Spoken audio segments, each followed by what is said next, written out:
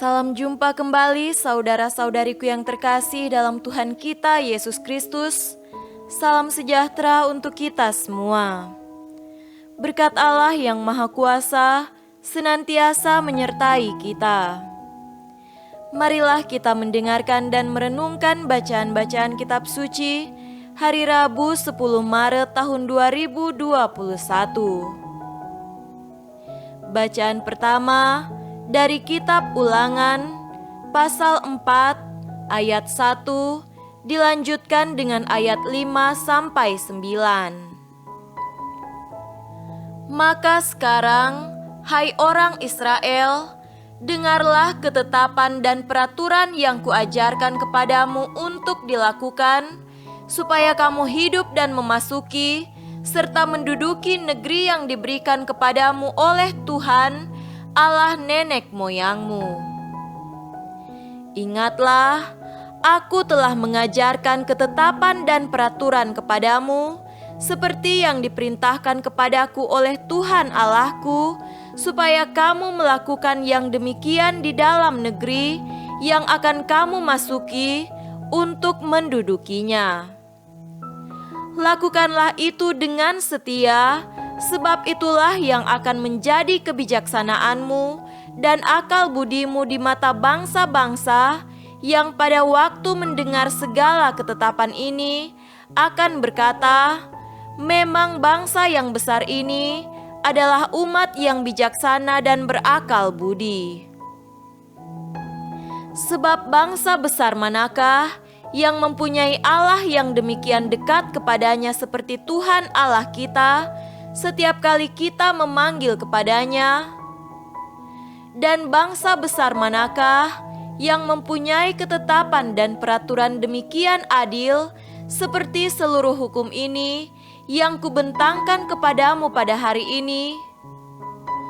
Tetapi waspadalah dan berhati-hatilah, supaya jangan engkau melupakan hal-hal yang dilihat oleh matamu sendiri, dan supaya jangan semuanya itu hilang dari ingatanmu seumur hidupmu.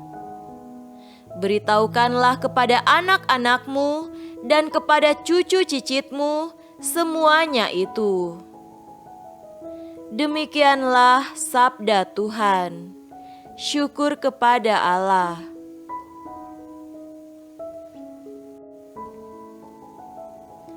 Tuhan beserta kita sekarang dan selama-lamanya. Inilah Injil Yesus Kristus menurut Matius. Dimuliakanlah Tuhan. Injil Matius pasal 5 ayat 17 sampai 19. Janganlah kamu menyangka bahwa aku datang untuk meniadakan hukum Taurat atau kitab para nabi.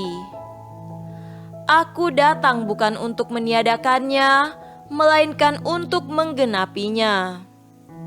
Karena aku berkata kepadamu, sesungguhnya selama belum lenyap langit dan bumi ini, satu iota atau satu titik pun tidak akan ditiadakan dari hukum Taurat sebelum semuanya terjadi. Karena itu, siapa yang meniadakan salah satu perintah hukum Taurat, sekalipun yang paling kecil, dan mengajarkannya demikian kepada orang lain, ia akan menduduki tempat yang paling rendah di dalam kerajaan sorga. Tetapi siapa yang melakukan dan mengajarkan segala perintah-perintah hukum Taurat, ia akan menduduki tempat yang tinggi di dalam kerajaan sorga. Demikianlah Injil Tuhan. Terpujilah Kristus.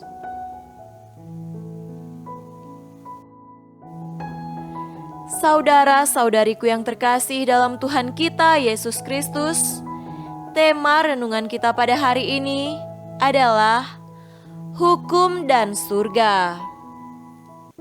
Hukum dan peraturan memang penting di dalam kehidupan kita.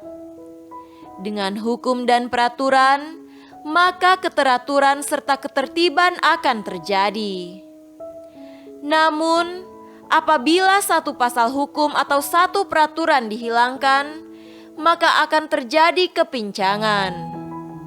Sebab satu pasal hukum atau satu peraturan berkaitan dengan pasal hukum atau peraturan yang lain.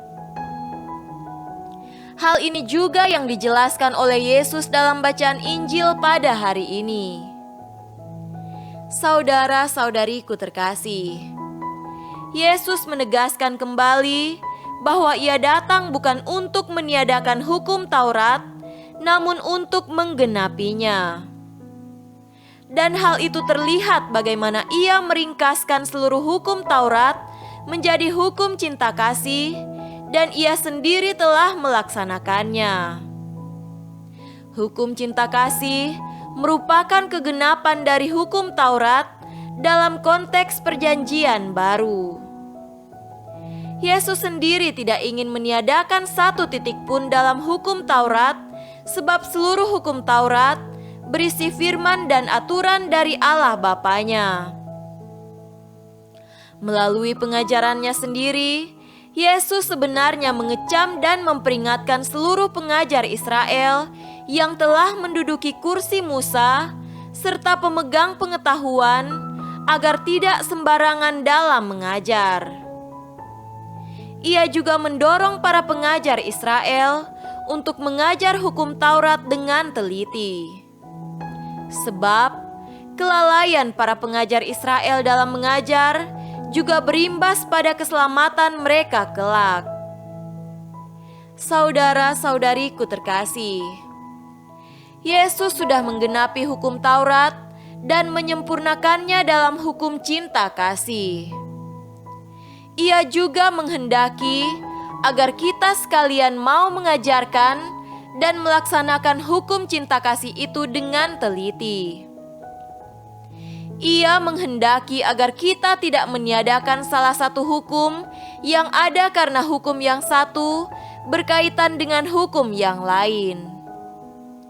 Jika kita setia mengajarkan hukum cinta kasih dengan teliti dan tidak mengubah sekecil apapun dalam hukum itu, lalu setia melaksanakannya, maka janjinya yakni masuk ke surga akan kita dapatkan.